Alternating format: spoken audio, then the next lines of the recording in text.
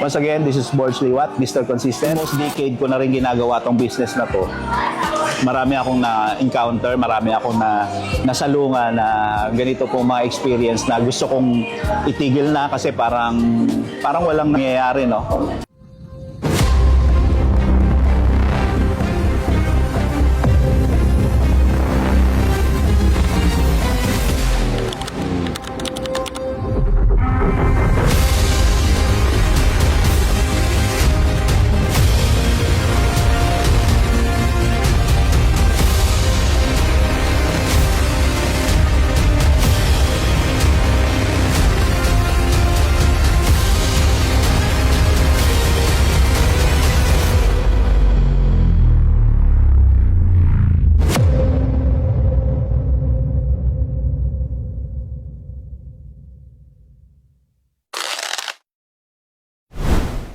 Hello guys, good day. Dito tayo ngayon sa ating pong area, bago naming tambayan.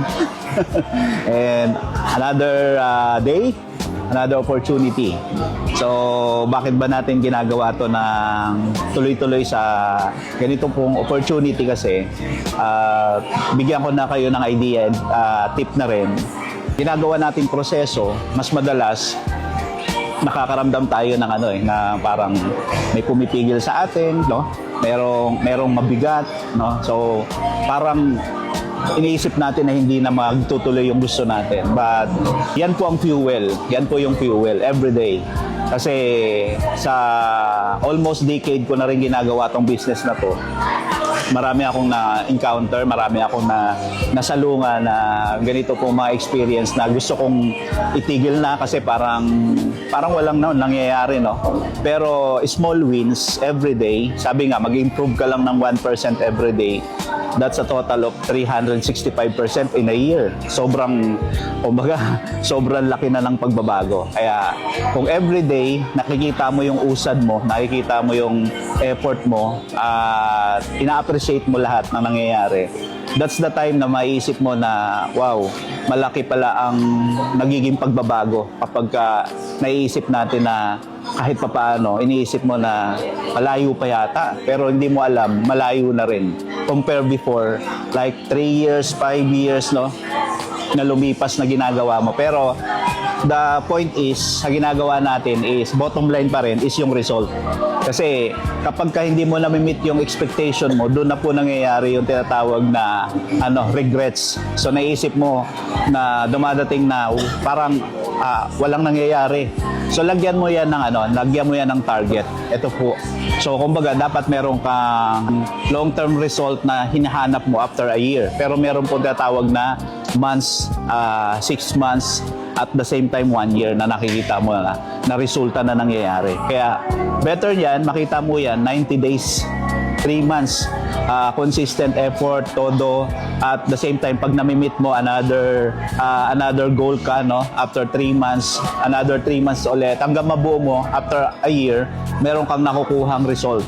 Next, dahil meron kang na-meet ngayon, hindi lang sa'yo, may goal ka para doon sa team, para sa grupo, at ano yung direction papunta, di ba? So with clarity pa rin.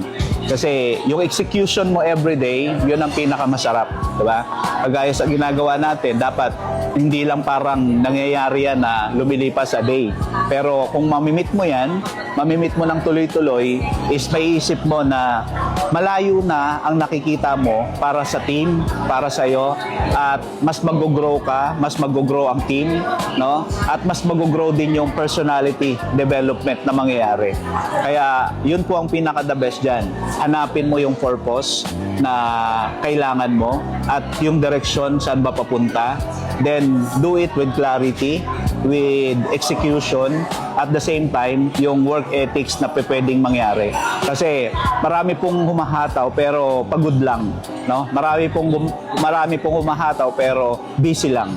Pero hindi na-meet yung result. So doon po tayo nagkakaroon ng frustration. Nagkakaroon tayo ng tinatawag na burnout, nabe-burnout.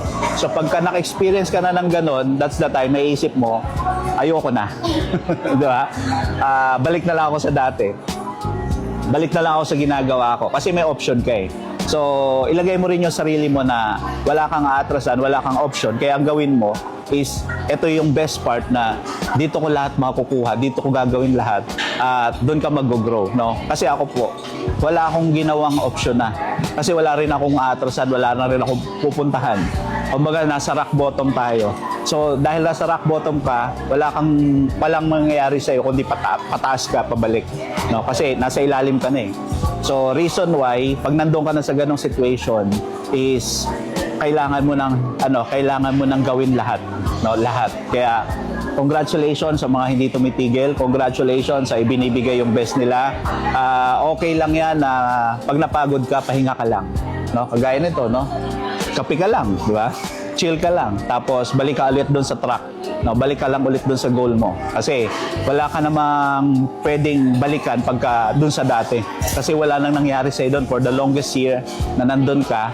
So nakita mo, wala ring result at kulang din. So better is gawin mo yung part na nandirito ka na, papunta doon sa track na gusto mo. Kasi ang kasunod doon, pagka ibinigay po yung the best mo, is makukuha mo na yung dream at goal mo.